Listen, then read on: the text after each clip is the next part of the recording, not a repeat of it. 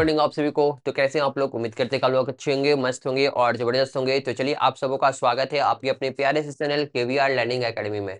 जैसा कि आपको पता है कि इस सेशन में हम प्रीवियस ईयर क्वेश्चन जो है एसएससी जीडी का डिस्कस कर रहे हैं और आज के सेशन में हम डिस्कस करेंगे 5 फरवरी 2025 के दूसरे शिफ्ट का पूछा हुआ क्वेश्चन।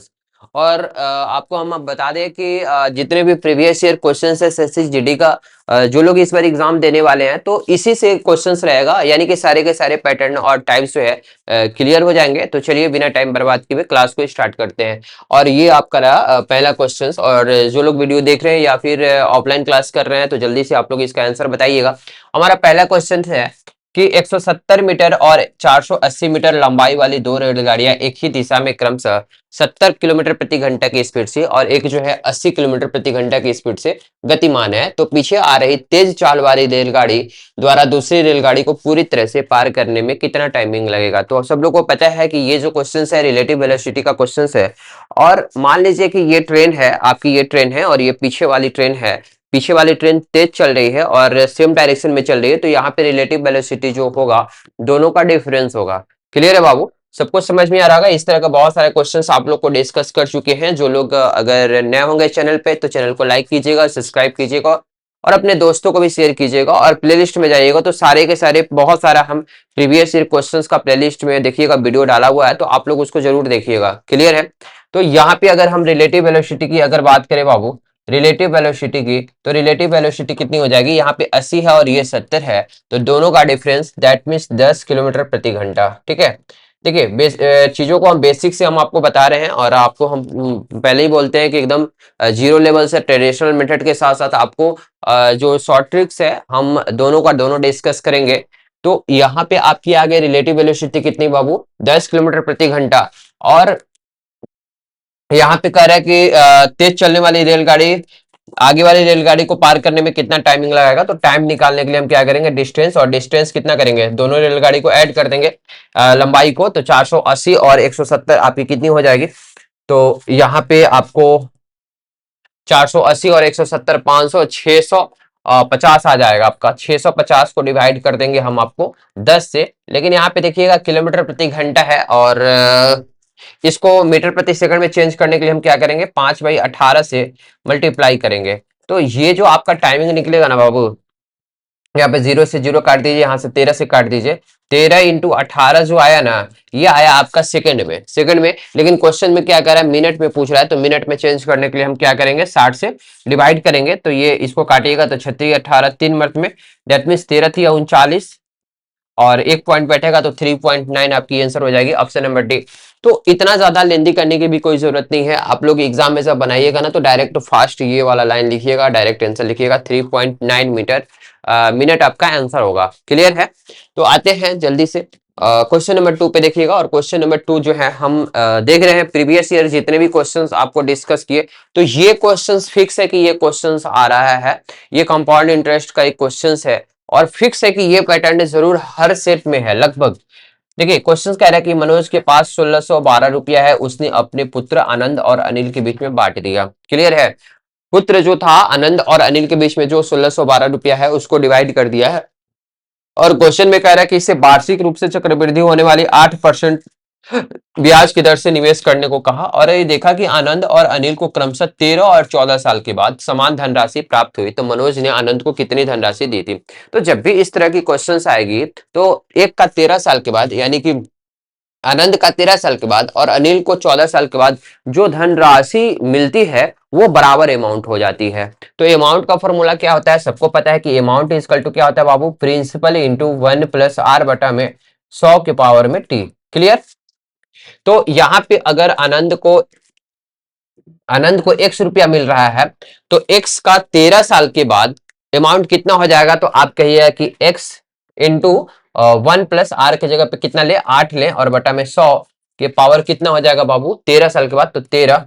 और अगर हम जो है अनिल को अगर y रुपया देते हैं तो y इंटू 1 प्लस 8 बटा में 100 के पावर में 14 आपका। ठीक है, दोनों बराबर हो जाता है अमाउंट। क्वेश्चंस में कह रहा है तो यहाँ पे भी हम क्या करेंगे? बराबर कर देंगे। ठीक है, अब x और y का हम क्या करेंगे? रेशियो निकाल देंगे।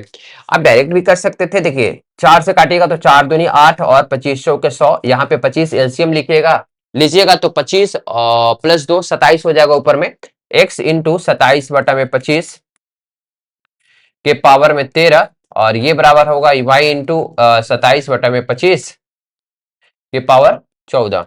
तो x बाई y का रेशियो कितना आ जाएगा यहाँ पे? देखिए 27/25 के पावर 13 और 27/25 के पावर 13 कट जाएगा तो बचेगा कितना? 27/25।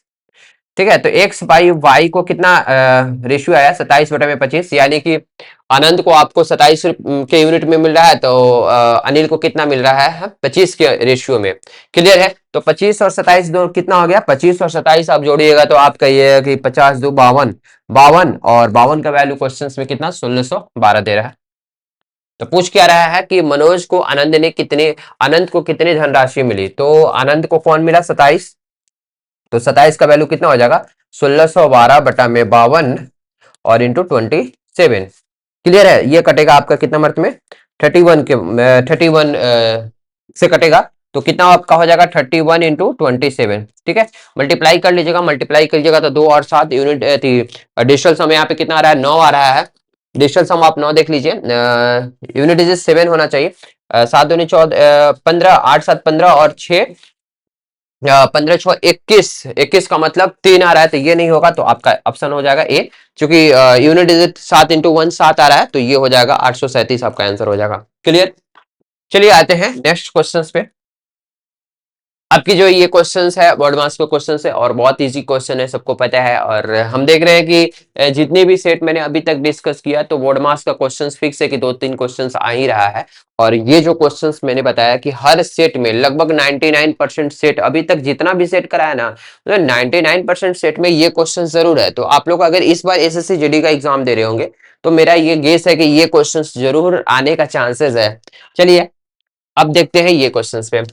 सबसे पहले क्या करेंगे? भाग का क्रिया करेंगे तो यहाँ पे हो जाएगा 4 और 4 के 32 होता है, तो यहाँ पे हो जाएगा 4 बाबू, थोड़ा सा बोल्ड लिखते हैं।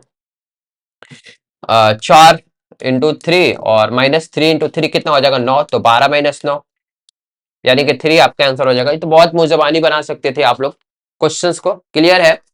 चलिए आते हैं नेक्स्ट क्वेश्चन पे। आपका क्वेश्चन नंबर 4 देखिए क्या कह रहा है। क्वेश्चन कह रहा है क्वेश्चंस को कि एक सेट की कीमत पहले 15% की वृद्धि हुई, फिर 12% की कमी हुई, फिर एक बार 8% की वृद्धि हुई, तो सेट की कीमत निवल वृद्धि या कमी प्रतिशत ज्ञात करना है। एक बार जो है वृद्धि कर रहा है यहाँ पे, और यहाँ पे कमी कर रहा है, और यहाँ पे फिर वृद्धि कर रहा है। ठीक है, तो यानी कि सक्सेसिव इंक्रीज डिक्रीज वाला क्वेश्चन है। और आप लोग को पता है मैंने एक वीडियो भी बनाया है, प्लेलिस्ट में जाइएगा तो स्पेशली मैंने सक्सेसिव इंक्रीज और डिक्रीज का कंसेप्ट बताया है। और मैं वहां पे आप लोग को ये समझाया है कि चीजों को कैसे क्वेश्चंस को इजी वे में आप वहां पे बना सकते हैं फास्ट तरीके से। बहुत सारा मेथड वहां पे मैंने आपको डिस्कस किया है। यहाँ पे भी आप रेशियो वाले मेथड पे भी आ सकते हैं। और फॉर्मूला की बात करिएगा, देखिए हर चीज में रेशियो लगाना जरूरी नहीं है। अगर यहाँ पे लगे कि फॉर्मूला से आपकी जल्दबाजी में क्वेश्चंस बन जा रहा है तो फॉर्मूला भी आप पुट कर सकते हैं। पहला बार ये कह रहा है कि 15% की वृद्धि हो रही है, दूसरा बार जो है ये 12% की कमी हो रही है, और तीसरा बार जो है 8% की वृद्धि हो रही है। क्लियर है? तो ए बी फॉर्मूला क्या कहता है? a plus B plus A B बटा में 100। ठीक है, फास्ट बनाइएगा तो इतना टाइम नहीं लगेगा बाबू आपका। तो एक बार ज्यादा हो रहा है, एक बार कम हो रहा है, तो ए की जगह पे +15 ले लेंगे और बी की जगह -12 ले लेंगे। क्लियर? तो +15 -12 और ए बी है तो प्लस इंटू माइनस क्या हो जाएगा? माइनस हो जाएगा 15 इंटू 12 बटा में 100। तो यहाँ पे कितना हो जाएगा? 15 में से 12 गया तो 3 आ जाएगा, और 15 इंटू 12 की जगह तो 12, 15 दूनी 30, हाथ में लगा 3, और 15 16 17 18, तो एक जीरो से कट जाएगा 1.8। तो 3 में से 1.8 घटाइएगा तो कितना होगा? 1.2 आ जाएगा। तो 1.2 वृद्धि। अब एक बार क्या लेंगे? एक जगह फिर से भी फॉर्मूला लगा देंगे। तो एक जगह पे हम क्या रखेंगे? 1.1 प्लस 2 यानी ए प्लस बी के जगह पे क्या रखेंगे? +8, A plus B plus A B by 100। 1.2 था, पॉइंट हटाइएगा तो नीचे में 10 कर दिए। ठीक है, तो यहाँ पे कितना हो जाएगा? 8 और 1 9, 9.2, अब 8 है 96। ठीक है, और कगो पॉइंट बैठा है? 3 पॉइंट है, तो 0.096 हो जाएगा। तो 9.296 प्लस आ रहा है, यानी कि वृद्धि आपकी हो जाएगी। क्लियर है? तो आंसर कौन सा हो जाएगा? आंसर हो जाएगा ऑप्शन नंबर सी। इसको 9.296 है तो इसको 3 कर दिया है, 9.3% की वृद्धि, एग्जैक्ट आंसर नहीं दिया हुआ है ना। 0.296 को आप लिख सकते हैं 0.3, तो यहाँ पे आपकी आंसर हो जाएगी ऑप्शन नंबर सी, 9.3% की वृद्धि। ठीक है, ये क्वेश्चंस को आप रेशियो से भी बना सकते हैं, आपको जैसे भी बनाना, दोनों मेथड में आपको डिस्कस किए हैं, प्लेलिस्ट में जाइएगा तो बहुत सारा मेथड हम आपको डिस्कस किए वहां पे। तो अभी इजी मेथड ये भी है, कोई ऐसा नहीं कि बहुत ज्यादा लेंदी मेथड है। चलिए आते हैं नेक्स्ट क्वेश्चन पे, हमारा अगला क्वेश्चन, क्वेश्चन नंबर 5। देखिए क्वेश्चन कह रहा है कि दो स्टेशन है ए और बी एक दूसरे को से 370 किलोमीटर की दूरी पर है। देखिए इसको ऐसे समझते हैं कि ए और बी जो है दोनों के बीच में कितना डिस्टेंस है, 370 किलोमीटर है। कह रहा है कि ए से 9 AM पर चलती है तथा स्टेशन बी से 20 किलोमीटर प्रति घंटा की यात्रा करती है। यहाँ क्वेश्चन कह रहा है कि ए से 9 बजे यानी 9 AM पर चलती है तथा स्टेशन बी की ओर 20 किलोमीटर की चाल से यात्रा करती है। तो यहाँ पे जो है एक रेलगाड़ी यहाँ से 20 किलोमीटर प्रति घंटा के हिसाब से चल रही है, मतलब एक घंटा में 20 किलोमीटर चल रहा है बाबू। तो यहाँ पे 9 बजे स्टार्ट कर रहा है चलना और 10 बजे तक यहाँ पे पहुंच जाएगा, 20 किलोमीटर चल देगा ना। तो ये डिस्टेंस आपकी जो है, ये डिस्टेंस आपकी कितनी हो जाएगी, ये हो जाएगी 370 में से 20 घटेगा तो 350 किलोमीटर हो जाएगी। क्लियर है। अब देखिए कह रहा है कि दूसरी ट्रेन स्टेशन बी से 10 AM पर चलती है और स्टेशन ए की ओर 50 किलोमीटर प्रति घंटा की यात्रा से करती है, तो किस समय पर एक दूसरे से मिलती है। क्लियर है। तो टाइमिंग निकालना है कि दोनों ट्रेन किस टाइम पे मिल रही है। देखिए यहां से ये 9 बजे चल रही है और 10 बजे तक 20 किलोमीटर चलेगा, तो यहां से लेके यहां तक डिस्टेंस कितना हो जाएगा, 350 हो जाएगा। अब रिलेटिव वेलोसिटी वाला कंसेप्ट लगा दीजिए। तो टाइमिंग निकालने के लिए हम क्या करेंगे, डिस्टेंस को डिवाइड कर देंगे। डिस्टेंस कितना है, 350 यहां से लेके यहां तक, और इसकी स्पीड है 20 और इसकी स्पीड जो इधर से चल रही है कितनी है, 50 किलोमीटर प्रति घंटा, है ना। तो दोनों अपोजिट डायरेक्शन में, अगर ट्रेन अपोजिट डायरेक्शन में चलता है तो रिलेटिव वेलोसिटी क्या करते हैं, दोनों को ऐड कर देते हैं, और अगर सेम डायरेक्शन में चलता तो रिलेटिव वेलोसिटी क्या होता है, दोनों का डिफरेंस लेते हैं। तो दोनों को हम ऐड कर देंगे तो कितना हो जाएगा, 20 और 50 70। क्लियर है। तो कितना मिनट में कटेगा, 5 मिनट में कटेगा। तो अगर टाइमिंग पूछता है कि कितना घंटा के बाद दोनों ट्रेन मिल जाएगा तो आपका डायरेक्ट आंसर होता है 5 घंटा में। लेकिन क्वेश्चन कह रहा है कि किस समय पर एक दूसरे से मिलेगा। तो यहाँ पे 10 बज रहा था और 10 में 5 ऐड कीजिएगा तो कितना बच जाएगा, 11 12 यानी कि 3 बज जाएगा। दो 2 घंटा के बाद 12 बज जाएगा और फिर इसके बाद 3 घंटा जोड़िएगा तो 3 बज जाएगा, है ना। तो 3 PM हो जाएगा, ऑप्शन नंबर डी इसका राइट आंसर होगा। क्लियर है, सबको समझ में आ रहा है। इसको नोट कीजिएगा और जो लोग ऑनलाइन वीडियो देख रहे हैं तो स्क्रीनशॉट ले लीजिएगा। फिर हम आते हैं नेक्स्ट क्वेश्चंस पे। क्लियर है। देखिए कह रहे हैं कि एक समूह में 30 विद्यार्थियों की औसत एज जो है 18 वर्ष है। इस तरह का क्वेश्चंस मैं बहुत बार बताया हूं और प्रीवियस ईयर क्वेश्चन में फिक्स है कि ये क्वेश्चंस पूछेगा ही पूछेगा। अगर इस बार आप लोग एग्जाम देने वाले हैं तो ये पैटर्न भी हम देख रहे हैं कि बार बार रिपीट कर रहा है। क्लियर है। तो यहाँ पे कह रहा है कि 30 विद्यार्थी हो और 30 विद्यार्थी का जो औसत एज है कितना है बाबू, 18 वर्ष है। जब एक शिक्षक की एज शामिल की जाती है तो समूह में औसत एज 1 वर्ष बढ़ जाती है। तो शिक्षक की एज कितनी होगी। तो अगर इसको आप फॉर्मूला से बनाइएगा तो बहुत ज्यादा क्या होगा, कैलकुलेशन करना पड़ेगा। मैंने डायरेक्ट भी एक मेथड बताया है आपको। ऐसे आपको हम बता दें कि यहाँ पे ये फॉर्मूला लगा सकते हैं कि एवरेज बराबर क्या होता है, टोटल सम और बटा में नंबर। ठीक है, लेकिन इतना करने की कोई जरूरत नहीं, हम लोग डायरेक्ट देखते हैं कि क्वेश्चंस को थोड़ा सा फिल कीजिए तब समझ पाइएगा कि अगर 30 स्टूडेंट था और 30 स्टूडेंट का एज औसत 18 था, तो मान लीजिए कि अगर जो एक टीचर की एज उसमें शामिल कर रहे हैं तो अगर उसका भी एज 18 ही होता, अगर उसका भी एज क्या होता बाबू, 18 होता, तो एज औसत एज में कोई डिफरेंस नहीं होता। क्लियर। लेकिन कह रहा है कि जब एक शिक्षक का एज शामिल किया जाता है तो औसत 1 वर्ष बढ़ दिया जाता है। कितना बढ़ जा रहा है, 1 बढ़ जा रहा है। तो एक हर एक स्टूडेंट यानी कि हर एक स्टूडेंट और टीचर यानी हर आदमी में 1 1 वर्ष बढ़ जा रहा है। तो टोटल कितना बढ़ गया, 30 स्टूडेंट था और एक टीचर यानी 31 बढ़ गया टोटल, है ना। तो 18 में 31 जोड़ देंगे तो कितना हो जाएगा, 49, यानी कि टीचर का एज कितना रहा होगा, 49 वर्ष रहा होगा। क्लियर। तो ऐसे आप सोच सकते हैं क्वेश्चंस को। चलिए आते हैं नेक्स्ट क्वेश्चन पे। ये भी बोर्ड मार्क्स का क्वेश्चन है और बोर्ड मार्क्स का क्वेश्चन आपको पता है कैसे बनाएंगे। यहाँ पे 8 - 2 कीजिएगा तो 6 हो जाएगा, 6 और 6 कट जाएगा यहाँ पे, ठीक ना। और 64/4 कीजिएगा तो कितना हो जाएगा, 16 चौके 64।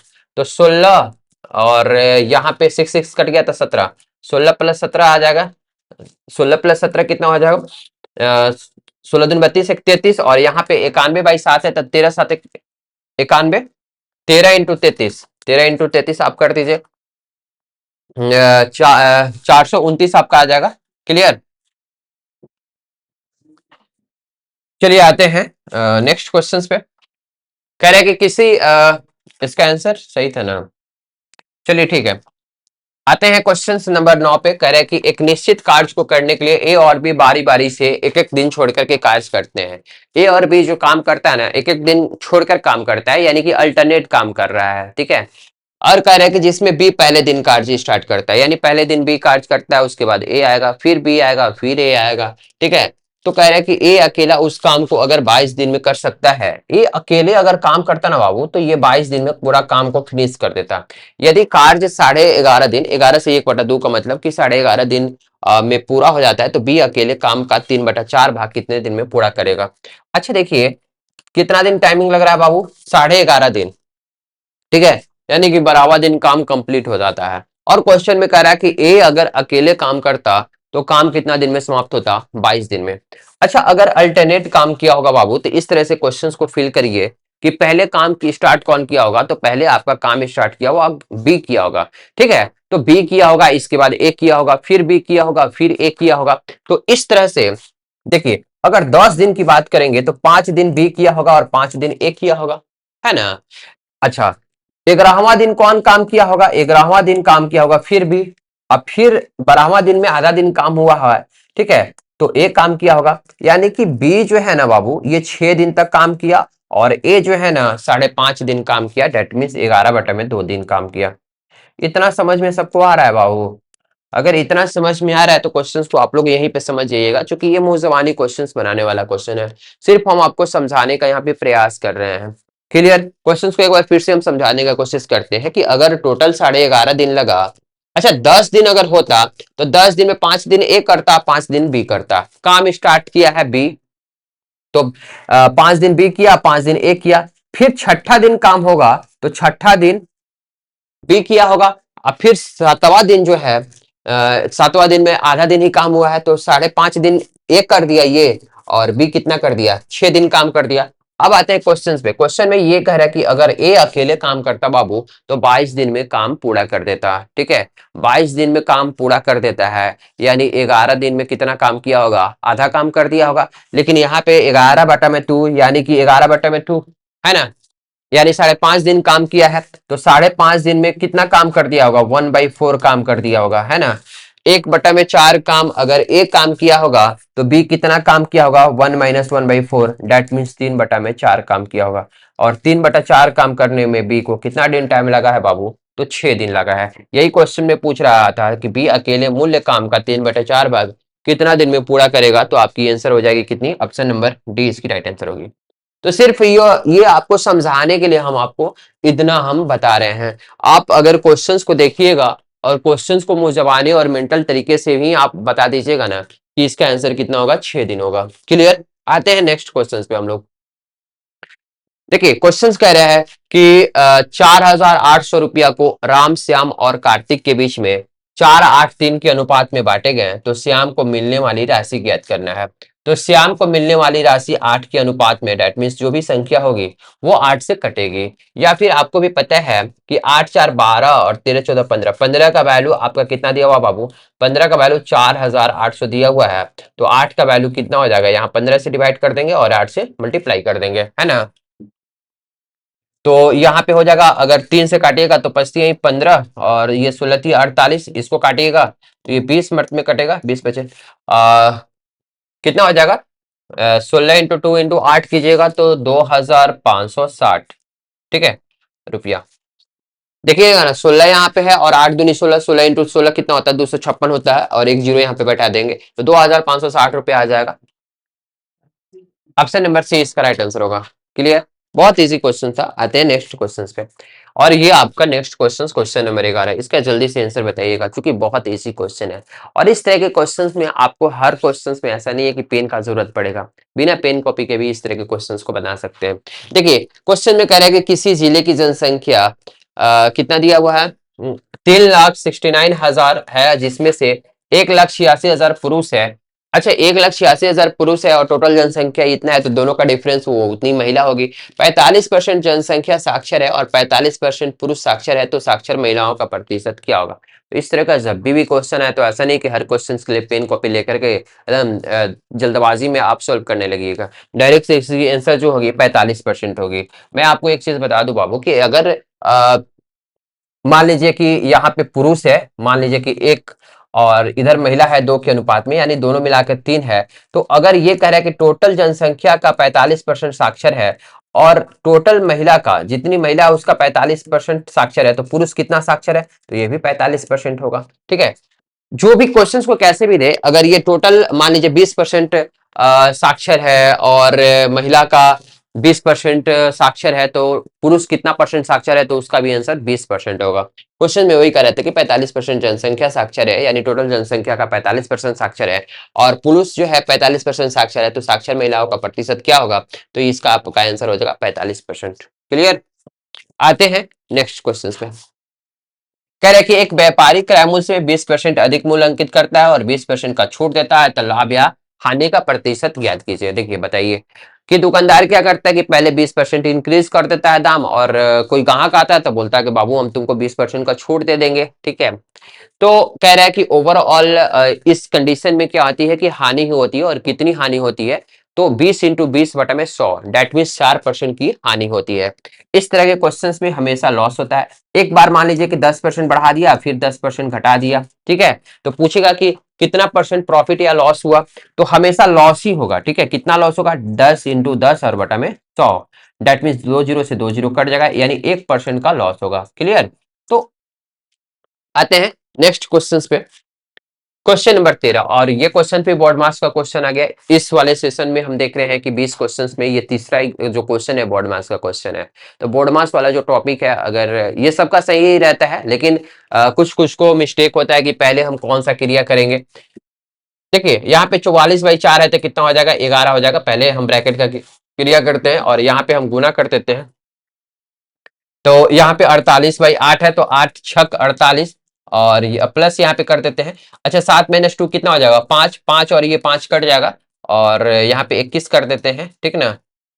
तो 11 इंटू कितना हो जाएगा? 27, डेट मीन्स कितना हो जाएगा? 297।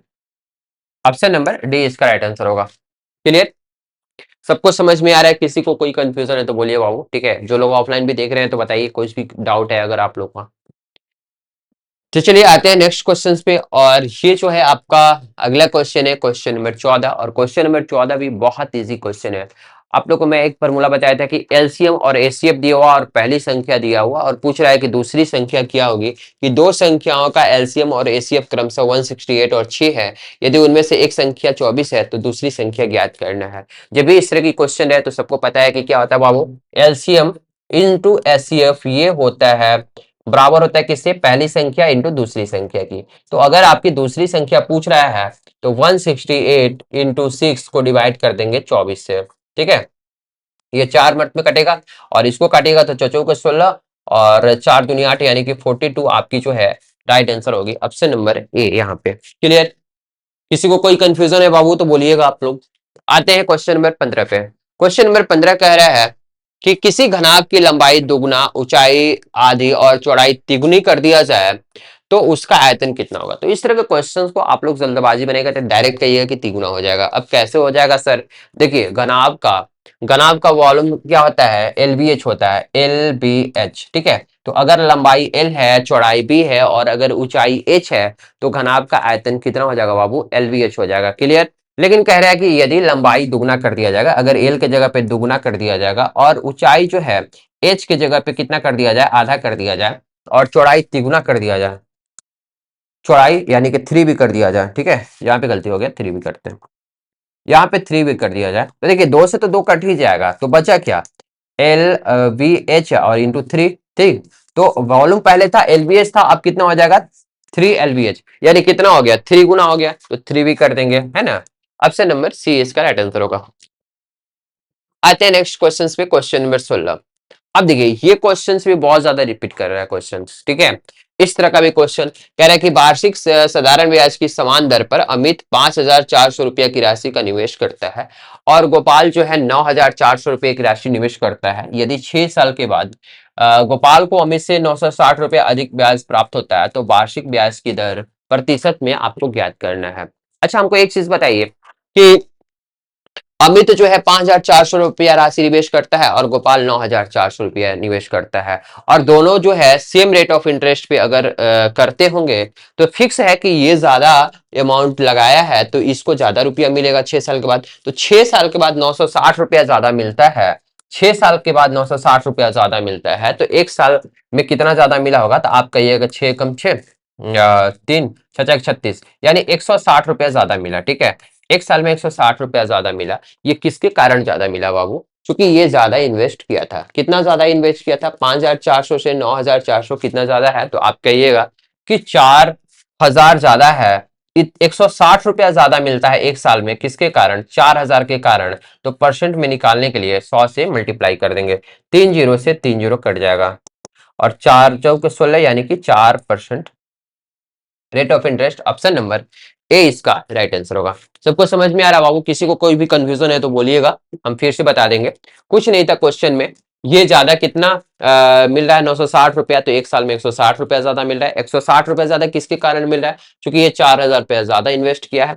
तो रेट ऑफ इंटरेस्ट निकालने के लिए परसेंटेज 160 बटा में 4,000 इंटू 100 कर देंगे तो आपकी आ जाएगी 4%। क्लियर है? आते हैं क्वेश्चन नंबर 17, और बहुत ज्यादा इंपॉर्टेंट ये क्वेश्चन है। ठीक है, ये बेईमान दुकानदार वाला क्वेश्चन जो है बहुत ज्यादा इंपॉर्टेंट है। आप लोग भी बेईमानी किए होंगे, नहीं किए होंगे तो चलिए कोई बात नहीं। तो ये जो दुकानदार क्या करता है कि अगर कोई भी आदमी सामान लेने के लिए आता है तो क्रय मूल्य पर बेचने का कह तो रहा है कि हम जितना में खरीदे हैं उतना ही में बेच रहे हैं, यानी कि क्रय मूल्य पे ही बेच रहे हैं। लेकिन वो करता क्या है? हालांकि वो ऐसे वर्ड का उपयोग करता है, ऐसे वर्ड खरा का उपयोग करता है कि जिसका वजन वास्तविक वजन पर लिखे वजन से 21% कम है। ठीक है, अगर उसको 100 ग्राम का वटकारा देना है तो उसमें 21 ग्राम कम लिखा हुआ है, तो कह रहा है कि लाभ प्रतिशत ज्ञात करें। तो इस तरह के क्वेश्चंस के लिए परसेंटेज लाभ जो होता है ना, देखिए यहाँ पे 100 ग्राम अगर उसको देना है तो 21 ग्राम कम देता है। तो आपको देता कितना है? 100 ग्राम देना था लेकिन वो 21 ग्राम कम दे रहा है, दैट मीन्स देता कितना है? 100 माइनस 21, दैट मीन्स 79 ग्राम।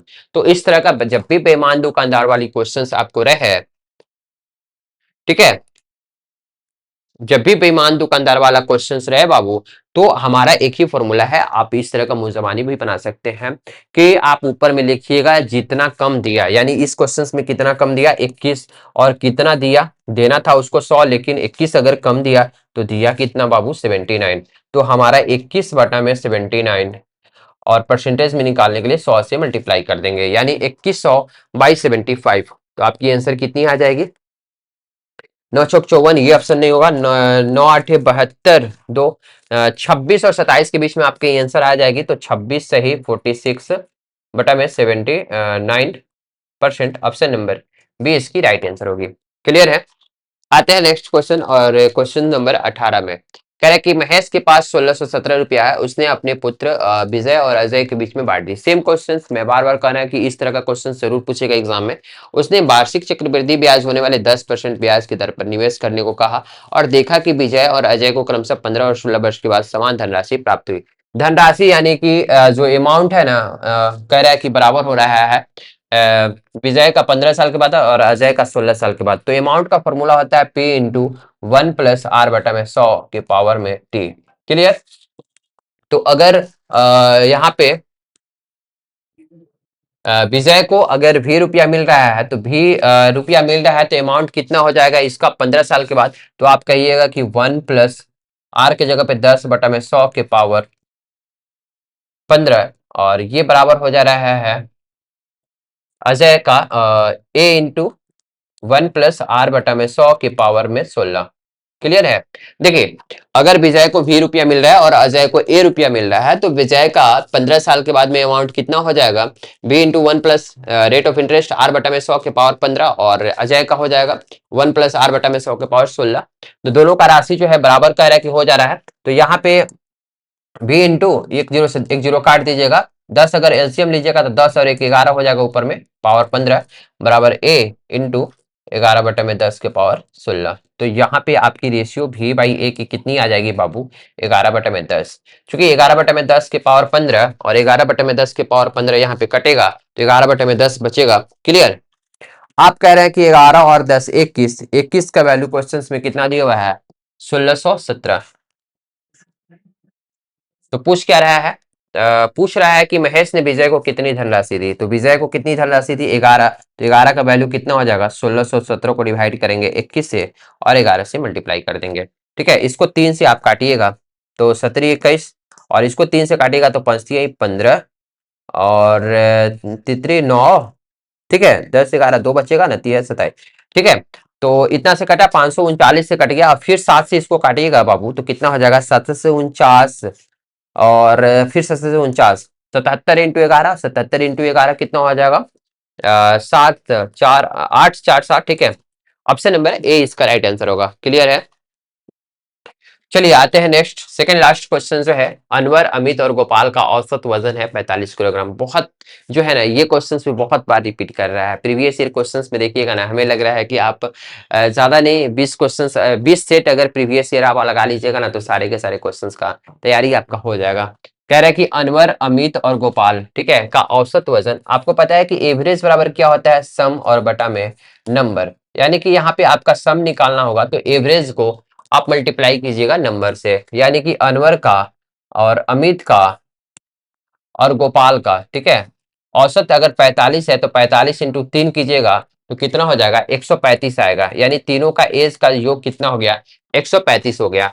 इसके बाद अनवर और अमित का जो है, अनवर और अमित का जो एज का योग कितना हो जाएगा, 43 को आप 2 से मल्टीप्लाई कर दीजिए यानी कि 86 हो जाएगा।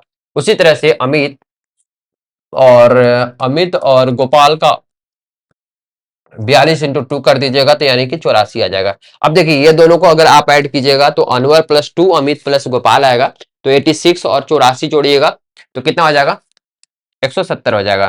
क्लियर। और 170 में से आप तीनों का एज घटा दीजिएगा तो अमित का एज बच जाएगा। ठीक है, यानी कि 170 में से 35 घटाइएगा 135, तो आपकी 35 आपकी जो एज होगी वो अमित की एज होगी। क्लियर है। तो इस तरह के क्वेश्चंस को आप डायरेक्ट भी बना सकते थे। डायरेक्ट यहाँ पे 2 से मल्टीप्लाई कीजिए और 2 से मल्टीप्लाई करके जोड़ दीजिए और इसको 3 से मल्टीप्लाई करके घटा दीजिए। क्लियर है। चलिए इसके बाद आते हैं नेक्स्ट, लास्ट क्वेश्चन से, ये हमारा क्वेश्चन है और ये बहुत इजी क्वेश्चन है बाबू, इसको तो आप मुंह जबानी बना सकते हैं। कह रहे कि एक दुकानदार जो है 500 रुपया में एक वस्तु खरीदा है और 28% के लाभ प्राप्त करने के लिए उस वस्तु को कितना रुपया में बेचेगा। बाबू जितना में भी खरीदा है, अगर उसको 28% का प्रॉफिट चाहिए, अगर 100 रुपया में खरीदे हो और 28 रुपया में 28% की उसको प्रॉफिट चाहिए तो 128 में बेचोगे, 128% में बेचोगे, है ना। तो 500 का आप 128% और परसेंट हटाइएगा तो बटा में 100, 2 जीरो से 2 जीरो कटेगा और 128 और इंटू 5 कीजिएगा तो 8 बचे 40, मिलाकर 4, 10 4 5 दूनी 10 4 14 1 5। देखिए 128 इंटू 5 कीजिएगा तो 8 बचे 40, हाथ में लगा 4 और 5 दूनी 10 और 4 14, हाथ में लगा एक 5 1 6, 640 आपकी ये जाएगी। ऑप्शन नंबर सी इसकी राइट आंसर होगी। क्लियर है। तो ये आपका इस सेशन का सबसे लास्ट क्वेश्चन था। फिर आप लोग से मिलते हैं अगले सेशन में और सारे के सारे प्रीवियस ईयर क्वेश्चंस आप लोग लगाए गए जरूरी है, क्योंकि अगर आप इस बार एग्जाम देने वाले हैं एसएससी का तो प्रीवियस ईयर क्वेश्चंस आप लगा लीजिएगा। तो हमें लगता है कि सारे के सारे क्वेश्चंस आपसे इस बार सॉल्व हो जाएंगे जो एसएससी में 20 क्वेश्चन पूछता है। तो चलिए आप लोग से फिर मिलते हैं अगले क्लास में इसी जोश और जुनून के साथ। आज के लिए इतना ही, थैंक्स।